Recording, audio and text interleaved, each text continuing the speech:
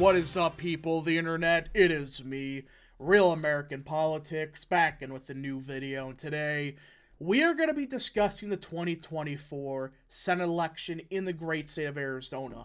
In particular, the Republican primary. Now, of course, there will theoretically be a Democrat primary. I think we all know that Ruben Gallego will be the Democrat candidate. Kyrsten Sinema, we still don't know. So I think, honestly, the best option is looking at the Republican primary and who of these candidates have the most realistic chance of winning. Now, I'm not saying we will or won't win, and I'm going to ignore the polling for this video. Why? We're 2 years in advance, and these are registered voter polls. You have 35% undecided. The polls are useless right now. So I want to look at the publicly expressed interest candidates. These are the 5 candidates that they have said, and they've been hinting at, they may run. You got Kari Lake, who ran in 2022 for the governorship. Mark Lamb, the Pinal County Sheriff. Jim Lamont ran in 2022, took second in the Senate primary. Blake Masters, my man, who was a nominee in 2022. And Karen Taylor Robson, who was a candidate in 2022 for the governorship. These are the 5 that, based on everything we know, are the most likely. Could Doug Ducey run? Yes, just he's publicly said he won't. So I think, for argument's sake, we're going to focus on these 5 candidates. And I'm going to introduce a new metric today. This metric, I don't know what to call it. I guess not really electability. I just call it the best Republican candidate in Arizona. There's 4, I guess you could say, levels, whatever, into this score. And it's out of 40. So each column gets 1 out of 10, 1 through 10, whatever. There is, can they win the primary? That means in a realistic competitive primary, would they win? That means if there's multiple candidates that have a shot of winning, would they win this election? This doesn't mean, nobody runs. Like, hey, if there's 4 or 5 major candidates, would this candidate win? Can they unite the party? This is in the general election. Like, hey, can they unite the McCain voters with the Trump base? This is critical in Arizona. We learned this the hard way in 2022. Funding. Can these candidates get funding to win these races? And can they improve their image? What do I mean by this? Essentially think like, okay, Blake Masters, for example, in 2022, he was a newcomer, not enough people knew about him. Is there a chance he could improve his image in 2024 to do better? Or somebody like Mark Lamb, who is unknown, could he improve his image a lot because of that unknownness? While people like Lake, we'll get to that. Now, before we continue with this video, I hope you enjoy these type of videos. If you do, smash the like button down below, subscribe, share with your friends, hit that little bell, follow the Twitter account in the description down below, and join the channel. Guys, just for $3 a month, you could join Real American Politics. That's a phenomenal deal, as it helps support the daily content we all know and love. So I recommend you join today. Alright, let's get into today's video. And like I said, I do have my opinions on this race. I do have technically a horse in this race, but I'm going to be as neutral and realistic as possible. You're not going to see me be, oh, because I like him, he's going to be the best candidate. It's like, no. We're just going to look at this objectively. I have my own bias, I'm not denying that, but we're going to look at some past results and just think about it in a realistic sense. So the first one is, can they win the primary? Does that mean, what does that mean? Do they have enough voters where in a competitive, like 3 or 4 way race, would they win? Would they win that primary? And to be honest, I think these are quite clear. Now, a lot of you will be mad about this, but I just think it's, looking at 2022, I think this is realistic. Kari Lake, I think, gets a 9 out of 10. If she was in a competitive primary, she would win. Alright? You can like her or not. She has such a hardcore base in Arizona. She would win a primary. And while that doesn't mean they're going to automatically be in the general election, if they can easily win the primary, that means they don't have to put so much effort in the general. That's the whole point of this column, like, hey, if they do good enough in the primary, That doesn't automatically mean they're going to, win the general, but it's like, just means that they may have to put less resources into it. And I think Lake would probably get a 9 out of 10 for this metric, just because she won in 2022. Her base is hardcore, and she won the primary, mind you. She won the primary against a candidate who vastly outspent her. I think she is a 9 out of 10 for this column. Now, Mark Lamb. I like Mark Lamb. His problem is he is so unknown compared to these other guys. Yes, he's from Pinal County. Yes, he's a sheriff. Yes, a lot of people like him that do know him. The problem is, would he win a primary? He does tap into that more MAGA conservative base, but just for the simple fact that he's an unknown commodity, compared to these other candidates, I got to give him a 4. I probably have to give him a 4 in this scenario, just because he's so unknown that we just... Do we really know if he can make it past the primary? I don't know. I may have actually bumped that down to a 3. I actually like Mark Lamb, but I just don't know if he can win a primary realistically. Now, Jim Lamont, I think, is a 4. His problem is just his name recognition. Yes, it's there, but not a lot of people like him in Arizona. I mean, he got 28% of the vote in the Republican primary. And on top of that, the voters, those more MAGA conservative voters, they don't necessarily like him. Now, the reason he's a 4 out of 10 is he has some name recognition to him and some funding, which we'll get to in a second, that could potentially help him win the primary, but he may have to invest a lot more to winning. Now, Blake Masters, I think is a 7 out of 10. I think he is a solid 7 out of 10. He would win the primary. All right, he would more than likely win the primary a good chunk of the time if Lake's not running or something like that. Now, the issue with Blake is people are going to say, oh, well, he lost in 2022. And you can make the argument he doesn't have as hardcore of a base. But his one advantage of all these candidates is I think he has the most appeal to the primary base. That means the McCain voters or the conservative voters. He has the most appeal to everybody, the most broad appeal of these candidates. We'll get to that in a little bit also. But I think a 7 out of 10. He's known statewide. There's a lot of people that do like him in the Republican base. But plus, I have a feeling that with the fact they're going to embrace some early voting stuff, I think he's going to do fine in a primary. So I think a 7 out of 10 is reasonable. Karen Taylor Robson, 5. Her problem is I think she aligned herself way too much with the more McCain establishment voters. Yes, that may help in a general, but in the primary, not so much. I think she's a 5 out of 10 just because she does have name recognition. A lot of the establishment would back her in a primary. Just, I don't think they're large enough to seriously win the primary, but just like the other candidates, she has some funding. She has name recognition. I think a 5 out of 10 is reasonable. So again, this doesn't mean they're the perfect candidate for this column. Just, can they realistically win a primary without investing godly amounts of resources? So yeah, Kari Lake in this column does win. Now, you may say, oh, well, you're biased. I'm just saying, look at some of these primary results. Blake Masters got 40%. Lake got 48%. Especially with somebody like Trump or DeSantis on the ticket potentially supporting them, which I think they actually would, I think overall those candidates do have the best shot of winning the primary. Now, we get to the controversial one. Can they unite the party?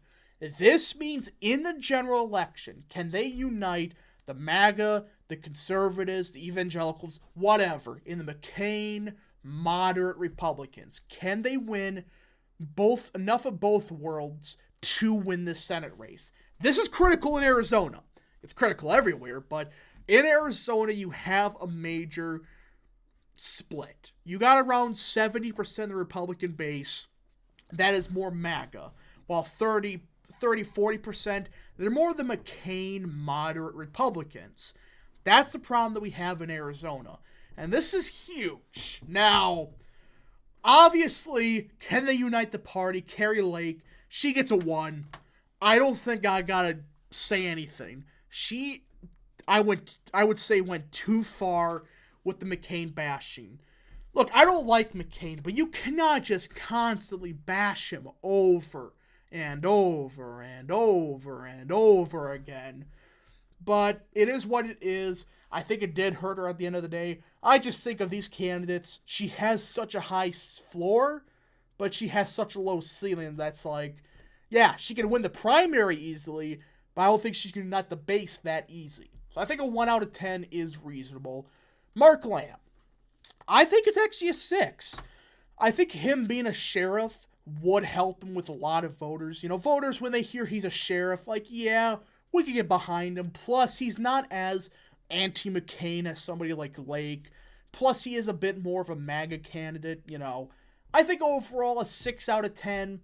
Like, yeah, he may not get all the McCain voters, but I think he would get a reasonable amount of McCain voters. Plus, he's not that known. McCain voters may not know that he's MAGA or anything like that. So I think 6 out of 10 is reasonable in this situation. Jim Lamont, probably a 5. You know, some of his policies are good. I could see how he would do good with more of a Tea Party conservative voter. Just, I don't know how that would translate in general, but I think a 5 out of 10, reasonable. Now, here we get to the part that people are not going to be happy with. Blake Masters. I firmly believe this. Of these 5 candidates, he can unite the base the most. He's a paleo-libertarian that he has, in my opinion, he did good in 2022. When you factor in the funding gap, when you factor in everything, he did good enough with voters. The problem was the funding gap, the name recognition gap. But I think with his policies, he's not, anti-McCain. He's not going to, bash McCain 24/7. But at the same time, he is friendly with the more MAGA conservative base.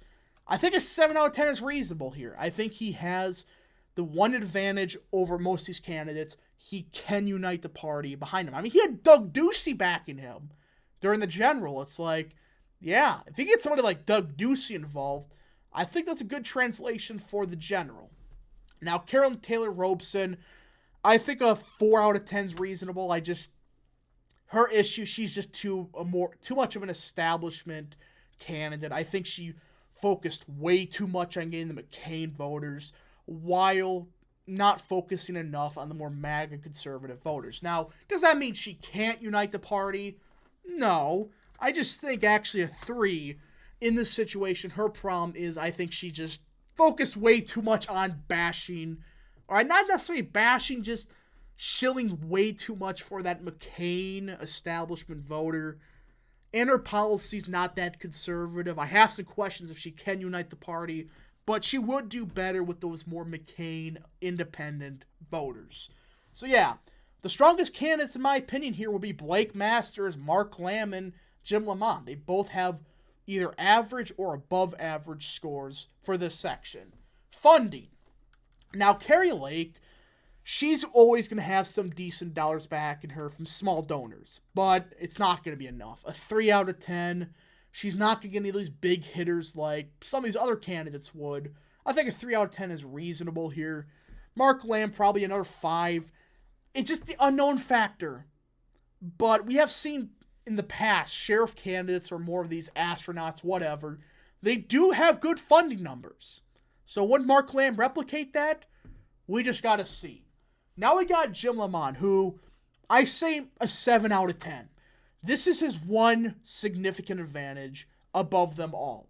Funding. He can self-finance. Now, not as much as a certain other person, but I think a good enough the funding can help Republicans across the board so that they don't got to focus $50 billion into the Arizona Senate race. He can self-finance mostly. He did it in the primary. Just, I don't think it's as much as a certain somebody. Now, Blake Masters, he had a funding problem in 2022. And I know the full story. Not many people know this, but essentially what happened was the Peter Thiel bucks, that's, the money from Peter Thiel, they never arrived to Blake Masters. I think it was like $40 million. Something happened with the finance report. Somebody screwed it up, and Blake Masters never got that. And I know for a fact that Peter Thiel is not going to have that happen again. So he automatically got the Peter Thiel bucks. Plus, he has name recognition. He has the donor lists. I think it's 8 out of 10, just because Peter Thiel, I know for a fact, would pour an infinite amount of money into this race. But that's nothing. Nothing compared to Karen Taylor Robson, whose husband she married just for the money. Yeah, 10 out of 10.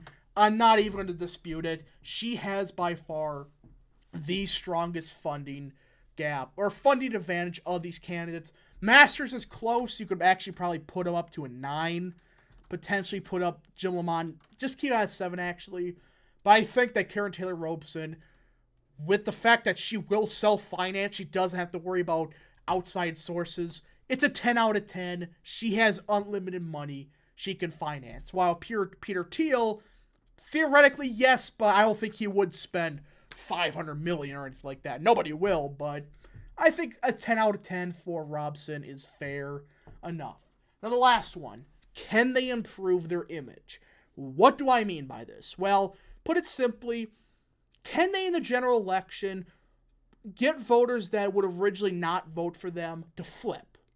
Well, I think Lake, once again, this is her major downfall. I like Lake, but this is her major problem.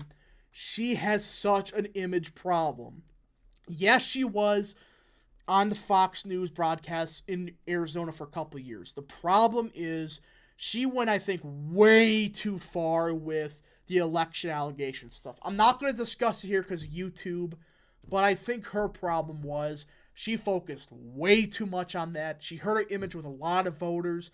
It's like, yes, we get it. You got screwed over. But it's just, at this point, we got to move on. We got to prepare for 2023 and 2024. I don't think she can improve her image that much. Again, she has the highest floor of these candidates, but such a low ceiling that she can barely improve her margins, I think. She needs everything to go her way to win that election. Now, Mark Lamb, I think it's actually a 7 out of 10. I think Mark Lamb, he has such low name recognition that, yeah, I think he absolutely could improve his image of a bit more. Actually, probably an 8 out of 10, just because not enough people know who Mark Lamb is. Now, Jim Lamont, I think a 5. I think there are still quite a few voters that don't know who Jim Lamont is. Yes, a chunk of the base does, but there's a lot of, more undecided voters. They may not know who Lamont is. So I give him a 5 out of 10. I think he can improve his image with most voters. Now, Blake Masters, what killed him in 2022 was the simple fact he went against Mark Kelly, who had unlimited funding, and Masters was an unknown candidate. Now, the good news is, when you look at some of the polling data, which polling data isn't everything, there is some indication to say that Masters may be able to improve his image. There's a lot of voters that still really didn't know who Masters was. They somewhat disapproved of him, not strongly disapproved of him. There were a chunk of voters that, they said, he said he wanted to cut Social Security, but they didn't strongly disapprove of him. So I think a 7 out of 10, or 6 out of 10, would be the most reasonable here. Now, Karen Taylor Robson, I think just like Mark Lamb, I think she would tie Mark Lamb. Her thing is she is a bit more known across the state than Jim Lamont. Plus, she is not as well liked with the MAGA base as somebody like Lamont could be. And that, folks, is an unofficial ranking thing for who's the best Republican candidate. Now, I am not saying Blake Masters would win or anything like that. I'm just saying, look at the 4 metrics. Can they win the primary? Masters can. Can they unite the party? Masters did mostly. Funding. Masters in 2024 would get Peter Thiel funding. Can they improve their image? Somewhat. That is it. And I think Masters is the strongest candidate of these 5. Mark Lamb is second. And Karen Taylor Robson, I think, maybe third. Does that mean she'll win? No, because I don't think she may make it past the primary. But we just got to see what happens. Again, this is an unofficial ranking. I think Blake Masters, when you look at the 4 aspects of this race, I think he is overall the strongest candidate in this race. I'm not saying we'll win. I'm not saying anything like that. I am saying, however, I think he has the best shot of winning if we do run him as of now. Barring, Mark Lamb surging, we just got to see. Anyways, folks, thank you so much for watching. If you'd enjoy this video, smash the like button down below, subscribe, share with your friends, hit that little bell, follow the Twitter account in the description down below, and join the channel today. Thank you so much for watching. We'll see you guys in the next video. Godspeed to all of you.